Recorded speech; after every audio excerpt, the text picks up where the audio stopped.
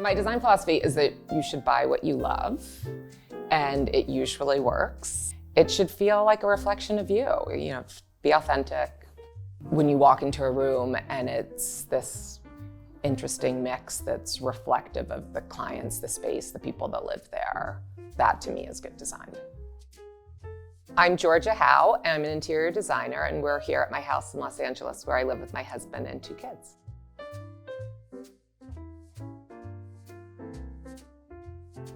The architectural style of this house is kind of a hybrid, I think, of a few different styles. I think achieving a look that doesn't feel one note goes back to buying things you love. I love a lot of different types of furniture. I tend towards clean lines, but maybe slightly more traditional fabrics and things. So I think it has to work with the architecture, and you can't ignore the space that you're designing in. My favorite room in the house is probably the living room. It has some of my favorite pieces of furniture. A lot of them have a story behind them, and we spend a lot of time in here. It's so central to the rest of the house that it actually isn't a room that never gets used. I would describe my home as happy, comfortable, cozy. It gives me a lot of joy. I love it. It's over time, we keep sort of chipping away at it. That was one of the things I think we knew when we bought it. We felt like this house will get better over time.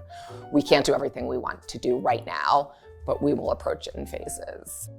This is our latest project. It was a sort of sunroom artist studio for the people that lived here before us. We never quite knew what to do with it. It had these beautiful old glass doors and windows. So about 2 or 3 months ago, we decided to rip out the old storage and build a bar, pantry, sunroom that worked for us.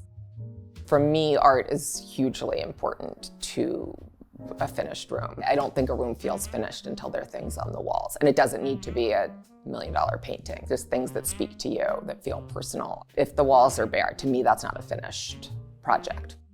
When we moved into this house, we had a lot of walls and not a lot of art. So I took these illustrations from a book on Andy Warhol that was out of print. I like that they feel a little off the beaten path. A lot of people don't know that they're Warhols. They're quite whimsical. It adds some color. And I think as a group, they feel very impactful. This is our dining room. We recently repainted it and changed out some things. It was an emerald green for many years, and so we toned it down, still a green, but changed it to kind of a sagey, softer color.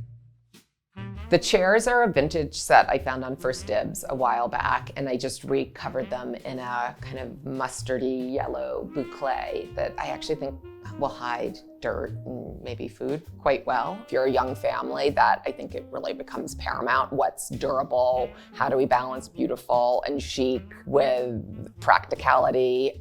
The curtains were the first thing I found when I redid this room. I just fell in love with that color, the pattern, and I built off of that. The dining room is sandwiched between our family room, where our kids spend a ton of time, and our living room. So it has a really nice flow. When we have people over, we might be sitting in here while the kids are watching a movie. This is our kitchen banquette, where we spend a ton of time as a family. We eat dinner here, the kids do homework here, my husband and I sit here at the end of the day. When we bought the house, it was a separate room, and I opened it up because I knew I wanted an eat-in kitchen.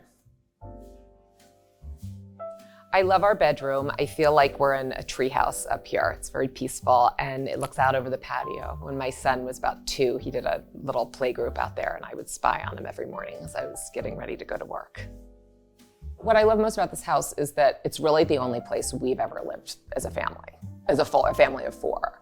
And it feels kind of like an oasis, in this busy city with busy lives and a million kids' activities. We just love being here.